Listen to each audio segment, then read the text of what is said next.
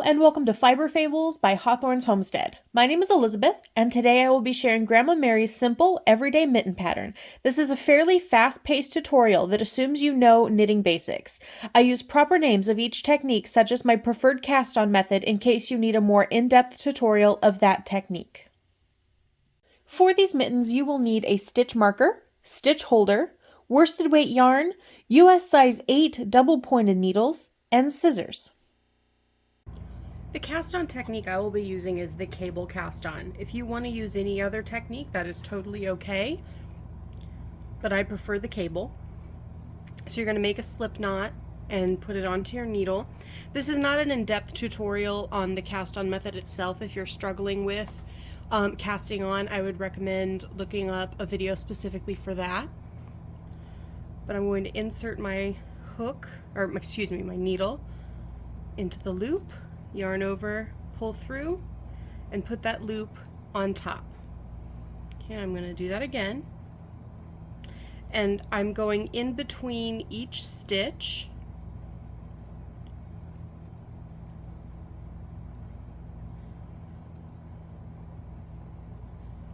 And I will cast 36 stitches onto this needle. If you're doing a larger or smaller size, you can cast on more or less. Just be sure that the number of stitches you're casting on is divisible by 4. Once you have 36 stitches on one needle, you're going to divide the stitches amongst three of the needles by knitting them. So 36 is easily divisible by 3, and that is 12. So I'm going to knit 12 stitches onto my first needle, and I'm going to be doing this in pattern, which is a 2x2 rib. So I'm going to knit 2 stitches, and then if my stitches will cooperate, I will purl 2 stitches.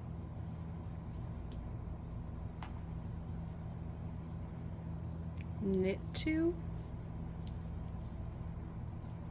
purl 2,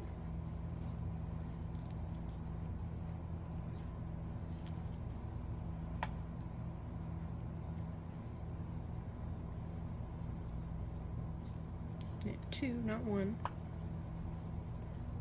purl 2. I'm going to check how many stitches that is. 1, 2, 3, 4, 5, 6, 7, 8, 9, 10, 11, 12. And then I'm just going to let that needle hang out there for a second. And we're going to pick up our next needle. And trying to ignore the other needle there for a minute, we are going to do the same thing.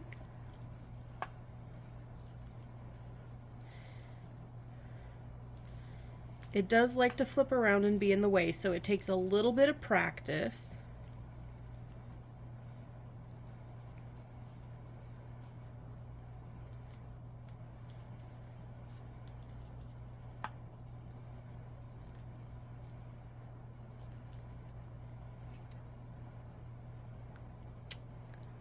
I'm going to stop filming because I have a little bit of a hole there that I'm going to investigate. Or maybe I should keep filming. So I'm going to do what's called back knitting, or what I call back knitting at least. And I'm putting my left hand needle into the right hand stitch and pulling it loose, and then pulling the stitch out. Oops.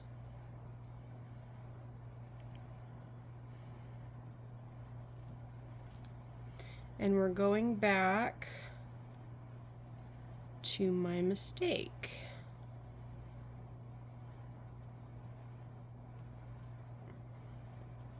And it looks like I somehow lost the stitch in my cast on edge. So the easiest thing for me at this point would just be to start over. So I will meet back with you when I get back to this point. So I know a lot of people would use a situation like that to say, oh, I made a mistake, that's what editing is for, and completely edit it out so that the video is a little bit smoother. And I totally respect that decision. However, I feel that, you know, I've been knitting for 18 plus years, and I still make mistakes. A very simple mistake that I don't even know exactly what it was, but it was easy to fix, and so it wasn't worth to me editing it out or anything like that, just to show that mistakes still happen. Now, if you make a much bigger mistake, and especially if you're already frustrated or tired, sometimes the best thing you can do is leave the mistake there, set the project down, and come back to it at a later time when you have a more clear mind and you're less frustrated.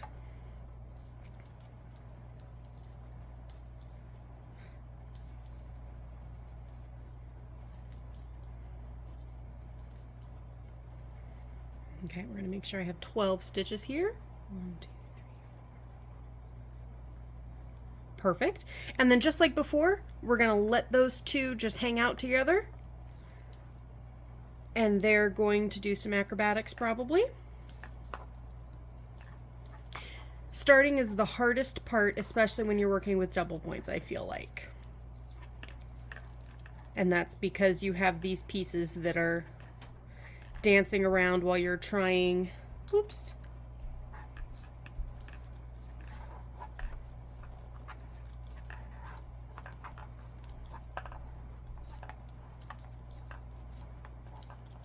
Apparently I can't talk and knit at the same time, even though I do it all the time. Okay, there we go. We're going to set that needle down for a second, and now I'm going to stretch my stitches out a little bit so that I can see them clearly. And I'm going to hold them like they will be. Now you can see this is where my stitches are, or my previous stitches are, and the loops on the needles are my current stitches, right? So I want all of my previous stitches, this kind of ridge here, I want that on the inside. And you can see right here there's a twist. We do not want a twist. If I were to join with that twist there, there would be a twist in the knitting, and it would not be a good mitten because you wouldn't be able to get it on your hand. So holding this one straight, I'm going to flip that around, and then I'm going to double check to make sure this does not look like I twisted it the wrong way. Okay, and then I'm going to kind of put all my stitches so that they're facing on the inside. This is just a double check.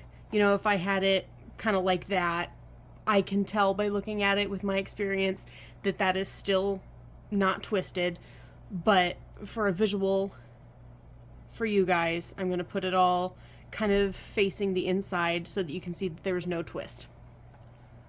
So now, what's easiest for me is to hold this thread rather than hold that needle, so that I can pick this needle up, and we're going to join in the round. Remember that when you're working in the round, you are always working on the right side of your work. Okay, so there I have my first stitch over. We are now in the round, and I'm just moving my needles around a little bit to make it more comfortable for me. That is not necessarily a necessary step, but when the first time you do this, it's going to feel awkward in your hands, but after you've done it a few times, if you are like, that feels really awkward, you know, feel free to move your stitches around, or your needles around, and see if that helps.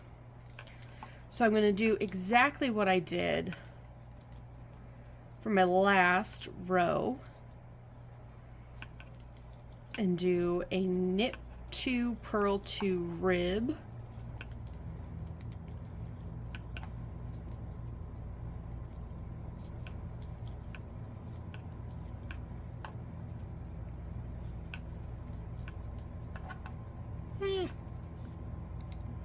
Like I said, the needles like to do a little bit of acrobatics, and that's just something I've gotten used to. If anybody has any tips that you can get your needles to chill out, please share them in the comments. So as you can see, just like before, I'm kind of ignoring the needles that are not the two that I'm immediately working with.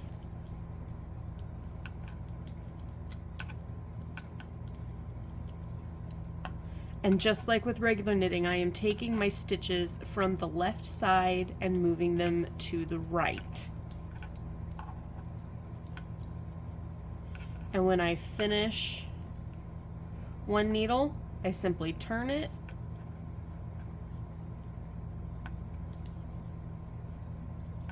and continue on the next needle.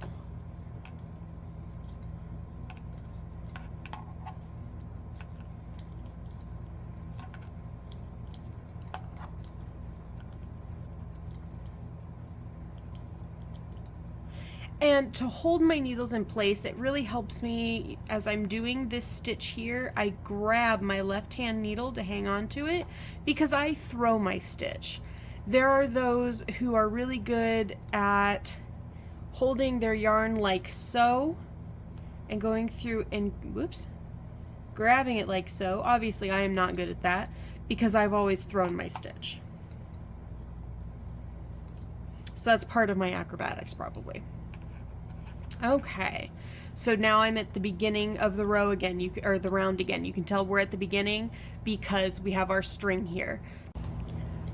This is not where I typically use my stitch marker for these. However, if you want to put a stitch marker right here on your first needle to help you remember that that's your first needle, feel absolutely free to do that.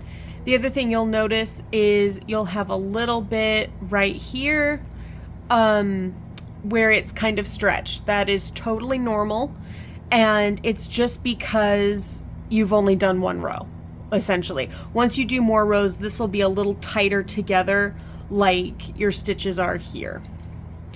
So just like with all the other needles, I'm just going to continue in the round.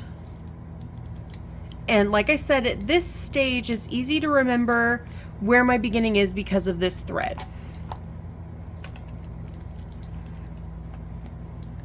But if it helps you to have a stitch marker, please feel absolutely free to use one. It's what works best for you, not what works best for me. So I am going to continue in this way, going in the round until I can... Dog?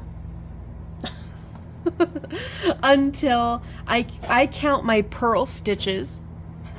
So let's see if I can get this close to the camera so you can tell. For anybody who's really new to knitting and cannot tell the difference, you can see these two stitches here form little V's. Those are your knit stitches. And then you have, let me turn the, so you can see a little bit better. And then you have these bumps here. Those are called purl bumps, and they are your purl stitches. So from what you can see here, I have 1, 2, 3 bumps. So I have done, right here I have done 3 rounds. If I go look at this needle, because I have not finished this round, I only have 1, 2 bumps. But once I go all the way around and come back to the beginning, all of them will have 3 purl bumps. That means I have done 3 rounds. And I will continue this process until I have done either 10 or 15 rounds. It depends on how long I want the cuff. For this sample, I'm going to do 10 rounds. So I will be back with you once I finish my 10 rounds. Now that I have 10 rows of the ribbing, again, you could do 15, you could even do 20, just however long you want it on your arm. We're going to do 5 rows of plain stockinette stitch. That means for this, because when knitting in the round, you always work on the front side, stockinette stitch becomes knitting every single round. So I'm going to knit 5 rounds, basically.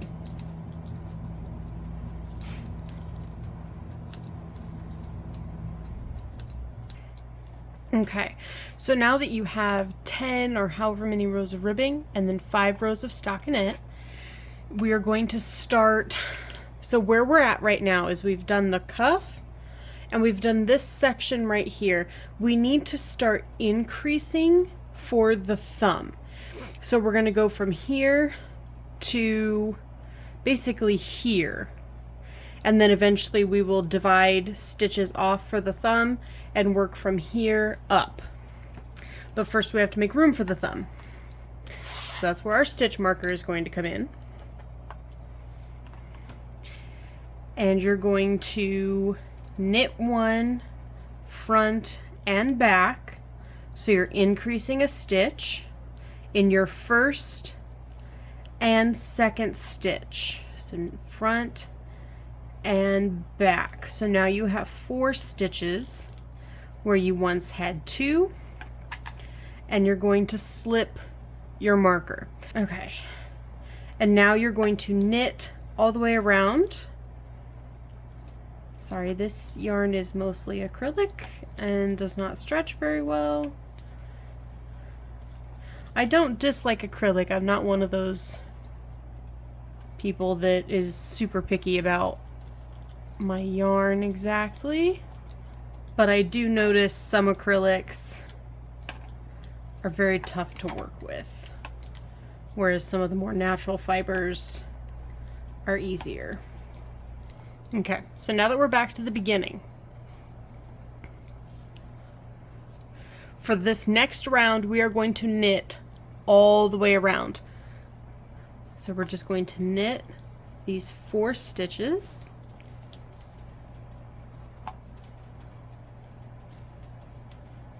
And then we're going to slip our marker and then continue knitting all the way around.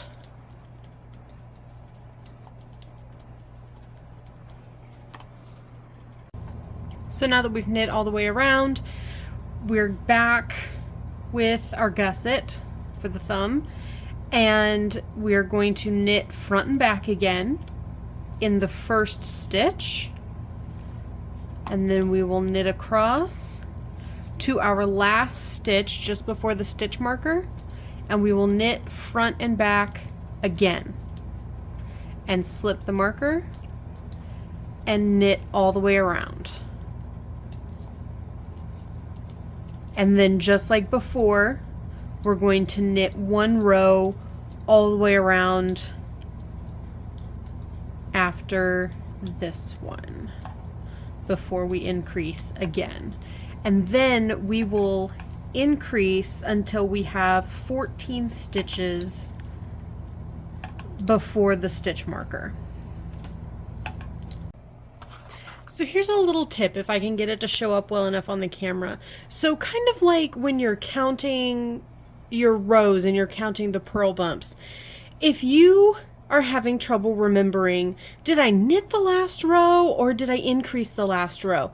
You can tell I increased, or I knit the last row, excuse me, because here's my bump where I did the increase, and there's a little, you can see a tiny V right above it, and that is where I knit the round before. So let me increase here real quick, and I'll show you what it looks like when you've just increased. I'm gonna knit down a little ways. So when you've just increased, that bump is very much hugging your needle, as you can see right there. So that'll help you when you're going around and you're doing other things and getting distracted, to remember if you need to increase this row or if you just need to knit this row. Okay, so I have now increased to 14 stitches before my stitch marker and have knit 1 row all the way around. This is where our stitch holder or spare piece of yarn is going to come in. You are going, or I am going, to move my stitches, and I'm only going to move 12 of them to the stitch marker. This is because 12 is the number that we have increased, and then 2 were the original 2 stitches that we kind of borrowed, whoops, from the palm. So now that those are on the stitch holder, I'm going to add 2 stitches here. And the easiest way to add, you can do the cable cast on by going in between these stitches and pulling them around, and just like we did when we cast on. But I think the easiest way is to loop the yarn around your finger, put it through, and now you have a stitch. I'll show you one more time because we're going to do 2. So you loop it around your finger, put it over the needle, and pull it. So however you add 2 stitches there, that's what you want to add. Okay, and then you're going to ignore these stitches that are on your stitch holder for a little while. And we're going to, whoops, knit and remove the stitch marker. You no longer need it. Whoa. And we're going to knit in the round.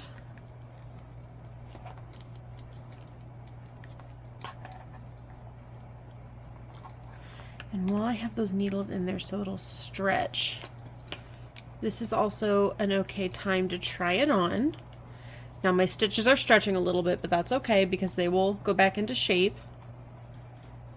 And I'm going to knit stockinette in the round until I get just above or just about the tip of my pinky.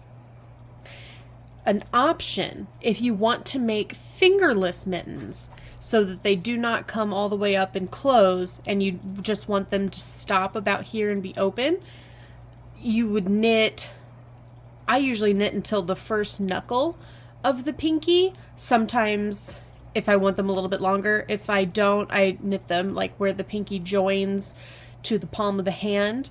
And when I get here, I will stop and show you again and discuss what you would do if you would like to make fingerless mittens.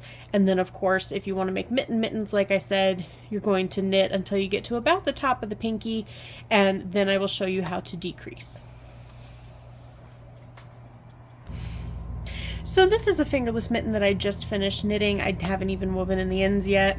So I'm going to slip this on. So this one has the 15 rows of ribbing and then the 5 of stockinette before beginning the thumb.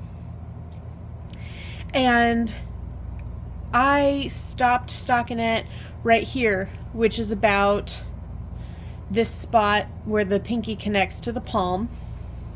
And then I did 5 rows of, once again, the knit 2, purl 2 ribbing before casting off. So if you are more interested in making a pair of fingerless mittens than mittens, you can do as I did and stop stockinette just where your pinky meets the palm of your hand, and then do a few rows of the ribbing and cast off, and then you would have a lovely pair, or well, a single fingerless mitten. Obviously you'd have to do it twice to have a pair. Yeah.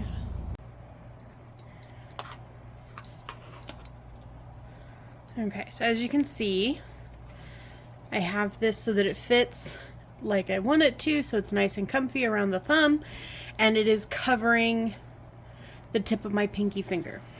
So now we are going to start our decreasing for the fingertips. There are a great many ways to do this. Some you just decrease on the sides and you get kind of a triangular close. This one you get more of a rounded tip, and that's what I prefer, unless I am doing something that, you know, some patterns will have cabling or color work or things on the back, and then because you need to stay with the pattern, you'll decrease more the triangle. But this is just a simple mitten, so I prefer the rounded. So what we're going to do is knit 6 stitches. 3, 4, 6.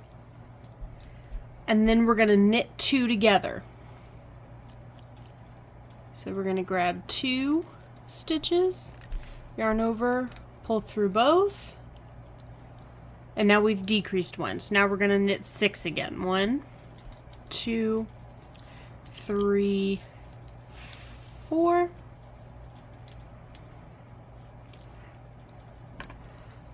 5, 6, decrease, 1, 2, 3, 4, 5, 6, decrease,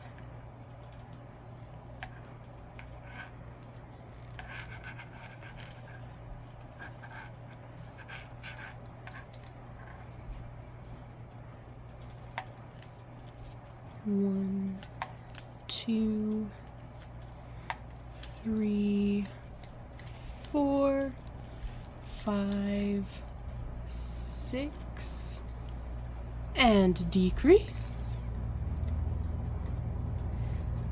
1, 2, 3, 4, 5, 6. Now I'm not decreasing again because I don't have any stitches. As we continue to decrease, we will eventually start decreasing there as well, but that won't start for a couple of rows. So now we're going to do 1 row of knitting all the way around. So now that we've knitted 1 row all the way around, we're going to do another decrease row, only we are knitting 5 stitches across this time instead of 6. So 2, 3, 4, 5, and decrease. 1, 2,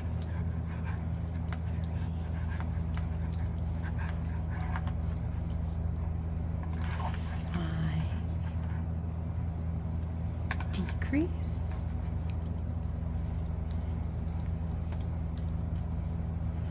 5. Now that I've done the 5 and we still have 1 stitch, that's okay. Go ahead and knit it. It's like that because of the additional stitches that we added, and because 36 is not easily divisible by 8. But this is what my grandma did, and that's what we're doing for this video. Alrighty, so we're going to have another row where we knit all the way around.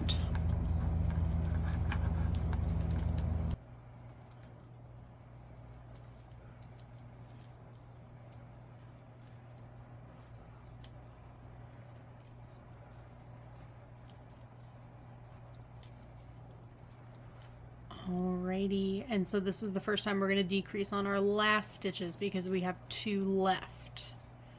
So now we'll start decreasing slightly more rapidly because of that.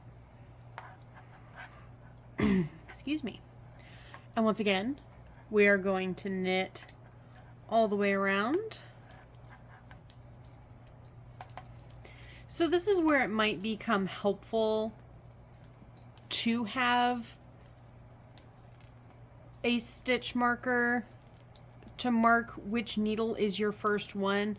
I can tell for a couple of reasons. One, I have more stitches on this one, but also because if you lay it flat, it still coincides with the beginning. So as you can, like here, go straight down, and it's still the beginning. If it is easier for you to have a stitch marker to remember that, feel absolutely free. Okay, so as I'm sure you've guessed, we are now going to knit 3 stitches and then decrease all the way around. And then again, we're going to knit 1, all the way around.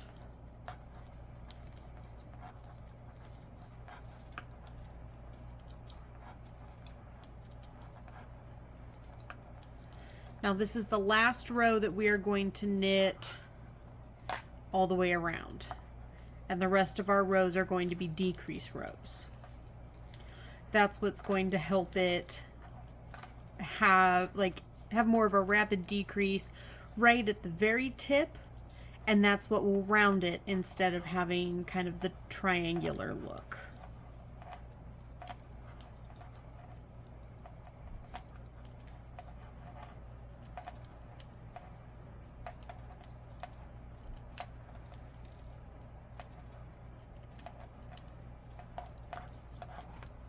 Okay. As I'm sure you've guessed, however, we're going to knit 2 and then decrease.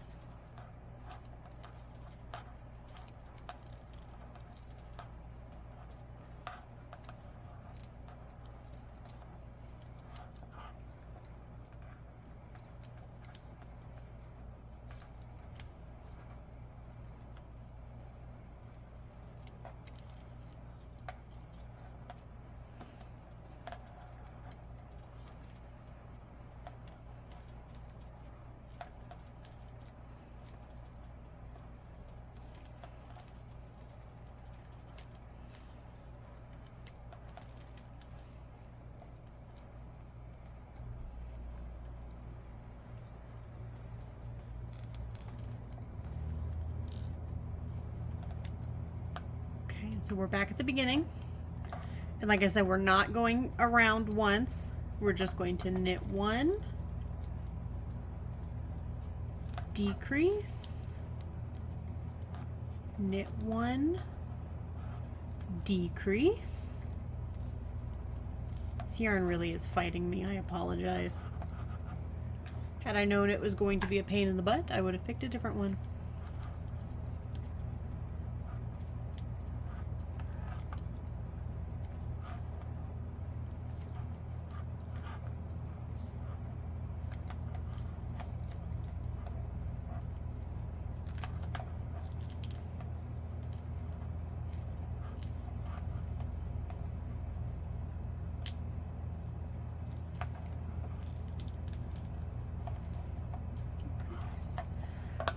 Okay. And this is our final row. We're going to decrease all the way around.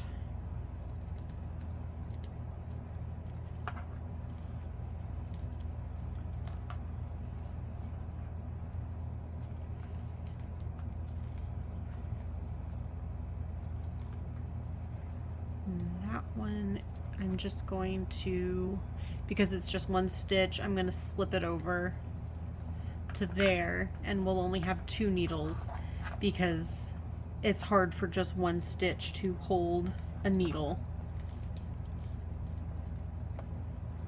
and I don't want it falling out on me. Alright, and we're going to decrease this last one, and now we have 5 stitches left. And I am going to cut a little bit of a tail, and then I'm going to cut a piece of yarn. So there's a couple different ways. We're basically going to put all of these stitches onto this yarn, and there's a couple different ways that you can do that. The easiest for me is to make a slip knot, but then pull it really, so there's a teeny tiny loop. And this gives me something I can feel for and something I can use to push through the stitches.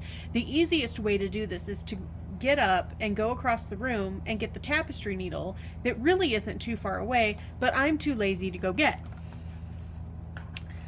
So I hope that you will choose the easier way of the tapestry needle, and then you thread the needle and put it through the stitches. But if you don't have one or are too lazy like me, this method works just fine.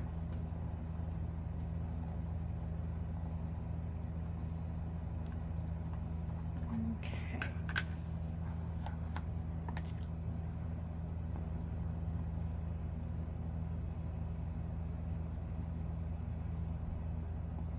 All right, now I have all my stitches. And with this stitch holder here, this part might be a little bit more difficult than if you just have it on spare yarn. But what you're gonna do is you're gonna open up that hole, you're gonna grab all of your ends here, and you're gonna pull them through to the back side. And so I'm not flipping mine completely inside out because of this stitch holder. It would just make it more difficult. So I'm gonna, whoops, why is that doing that? I see why. Okay, so I'm gonna pull all of these tight, and this one,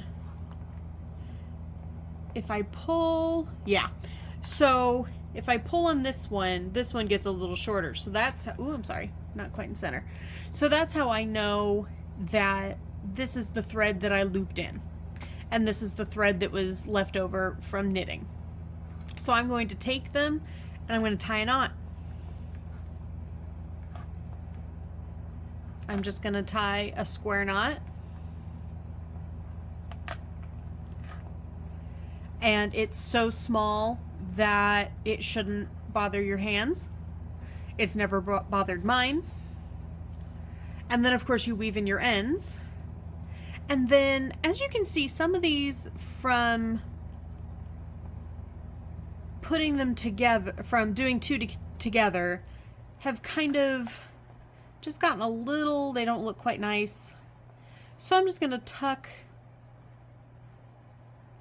some of those in so that my decreases look just a little nicer.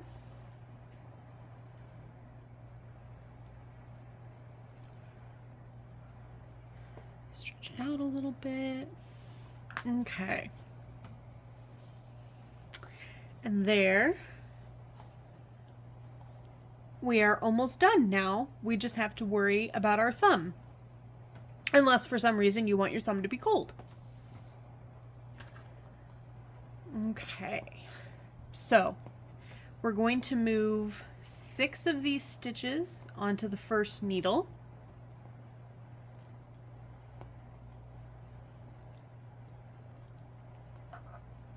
Okay. Oops. And then 6 onto our second needle.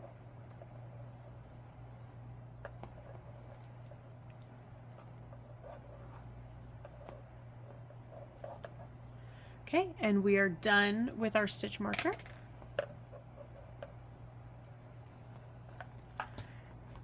And we're going to get our thread, and you want a little bit of a tail.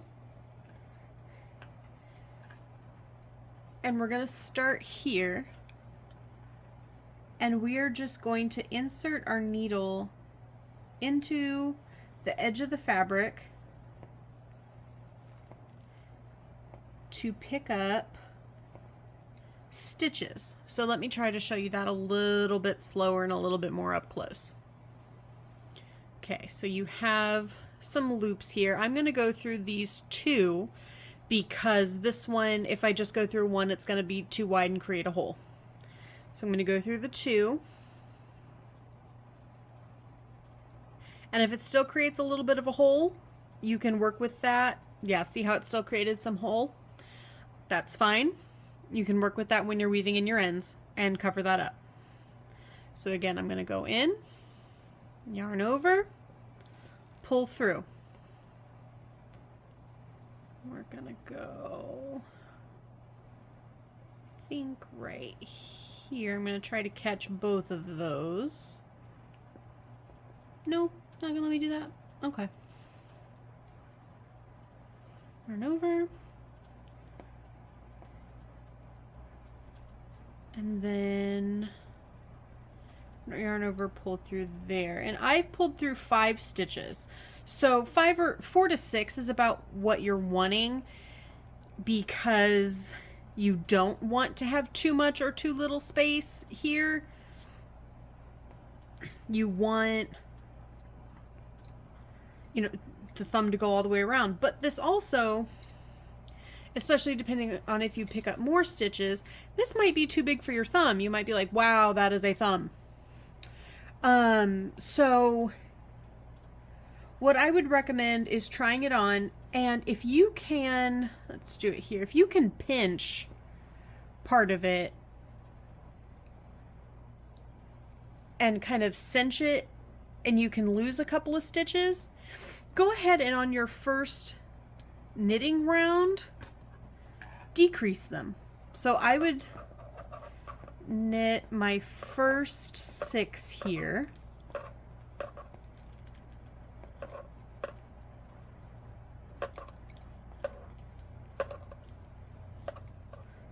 And then my next 6.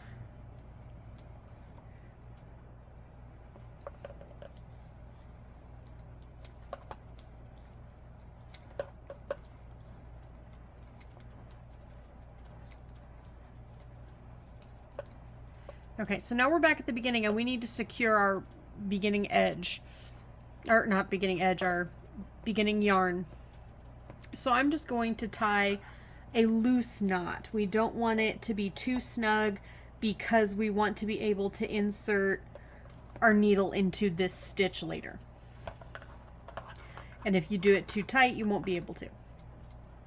So I like to decrease, if I'm going to, right here in the middle so that it's hidden in this area by your thumb. So I'm going to knit 1, and then I'll go ahead and decrease 1, and then knit 2. So now I have 4 stitches there, which is probably more like what you want. And we're going to stretch that out a little bit so I can feel it. And you want to have some room. You don't want it to be skin tight. So I think that was good for me. If you feel like you have a larger thumb, feel absolutely, or if you're just making a bigger size, feel absolutely free to have some extra stitches in there. Okay, and so similarly to, let me slip this back on. Similarly to how we decreased for the fingertips, you're going to knit until you get about to where your nail starts on your thumb. You're just going to knit in the round until you get about there. So I will see you back when I get there. So if you're doing the fingerless mitten option, I would simply do 1 or 2 rounds going around knitting, and then if you want it higher up on the thumb, great, knit some more. If not, go ahead and do, for this one I only did 3 rounds of the ribbing pattern. I could have done the 5 and been more like up here. This is for a gift, so I don't actually know that person's hand size very well, and I didn't want it to come up too high and them not be able to use their thumb. So since I'm not overly familiar with, like I said, their hand size, I went a little bit shorter just to be on the safe side. Same with the fingertips. You can obviously make it as long or as short as you want for yourself or for anybody that you're making it for. But just like with this, I would knit just a little bit and then do the ribbing and cast off. So as you can see, my knitting has come up to the part where my nail begins, and we're going to decrease very similarly to how we did for the fingertips, only we're going to knit 4 instead of 6. 4, so there's that first needle, and decrease,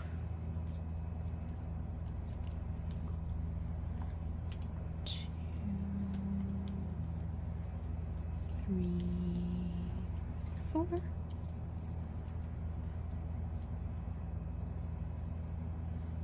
and then we're going to decrease,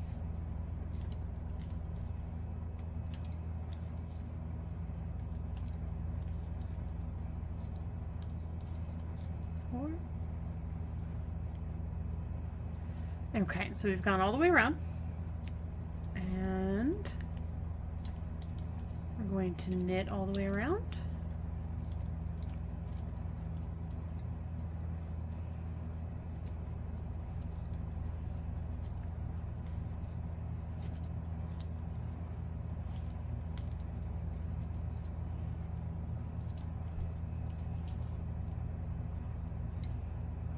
This is another time when having a stitch marker marking where your beginning is could be helpful, and it's just not something I'm doing because I've done this so many times that I don't feel I need it.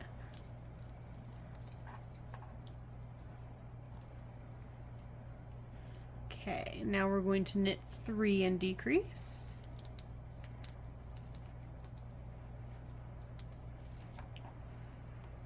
Okay, and then I'm gonna try it on. Okay, I do think I need to knit 1 more all the way around and then start decreasing without knitting 1 in between.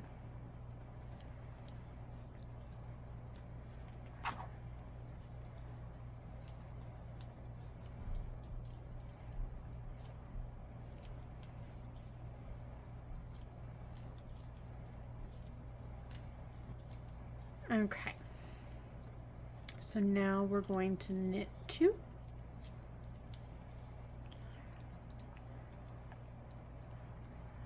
Bring that one forward.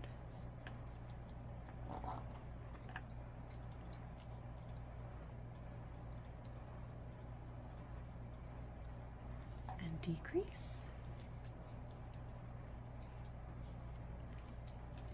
1, 2,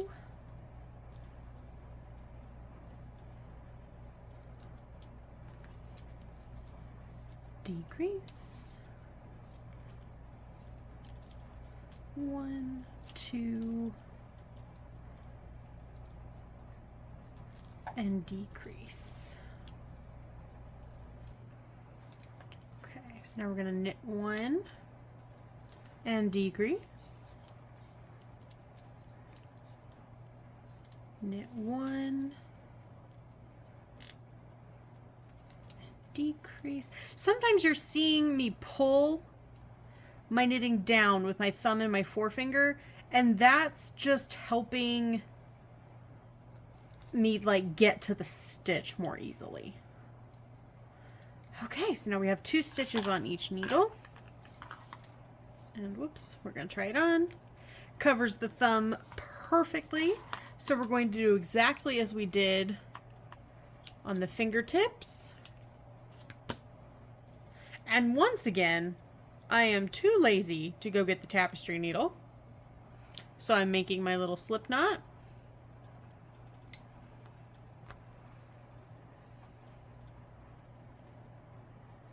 I used to knit in class at school, and that's where I learned tricks like this, or taught myself tricks like this. Because I couldn't just go get my tapestry needle.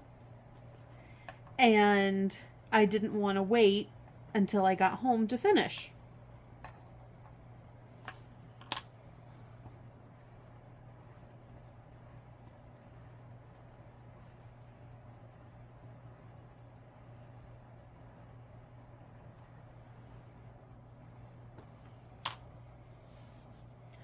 Okay, so I'm going to take, it's going to stretch the stitches a little bit. Don't worry, they will go back into shape. And we're going to pull the thumb through. And then again. We're going to pull all of our stitches tight. Oops, sorry. Pull all of our stitches tight. And make a little knot. And then we're going to weave in our ends. And play with some of our stitching up here. All right. And so the only thing left then on this side and this side, I have a little bit of some holes. So what I'm going to do when I weave in this end, and I'm going to start on this side because this hole is bigger, I'm just going to weave this end through these stitches here and like go up a little ways and come back down and go back and forth through there to kind of bring those stitches closer together as well as fill the hole. So to demonstrate that, I got my hook and I'm going to go ahead and pull the whole mitten inside out because that'll make it easier. And like I said, we're going to start over here. I'm going to pull through there. I'm going to turn it around. Okay. Insert my hook. And I typically skip stitches so that it's not just being pulled straight through, because you can kind of see that on the other side. But if you skip a couple, or not a couple, if you just skip one, then, oops, I'm going to try to bring that through over here, and then here, and then through the hole and up. Okay. And I'm going to go up one more. Up the thumb. Okay. And then I'm going to go in the opposite. So this is me skipping one. I am so sorry. I'm trying to pull this closer to my face and I'm forgetting about the camera. And pull it through.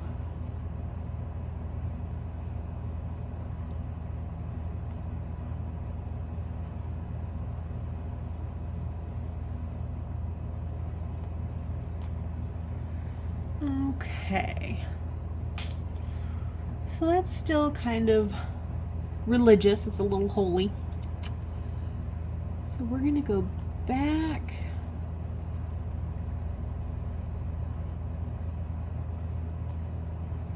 This way.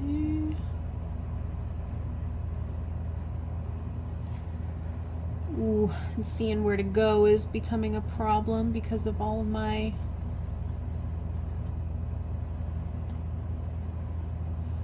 This is one of those things I feel like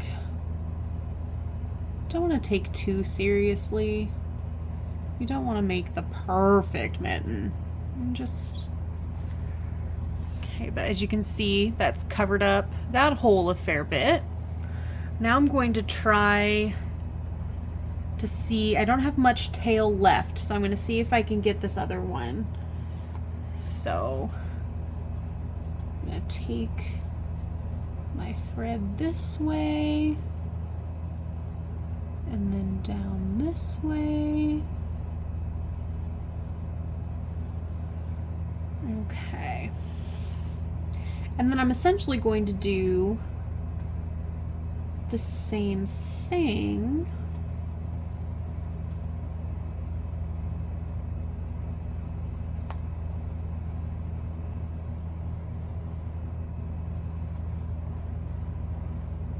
This is not an exact science. This is a play around and see if you like it kind of thing.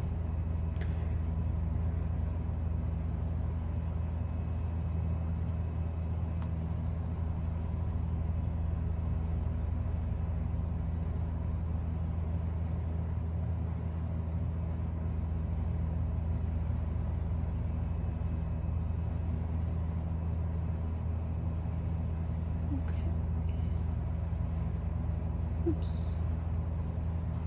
And right there, what do I think? I think we should go to this stitch next. And there we go. Oops.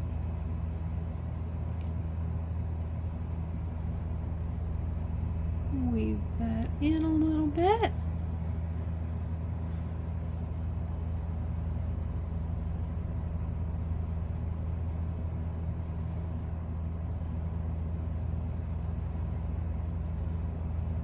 And then we're going to weave it back up.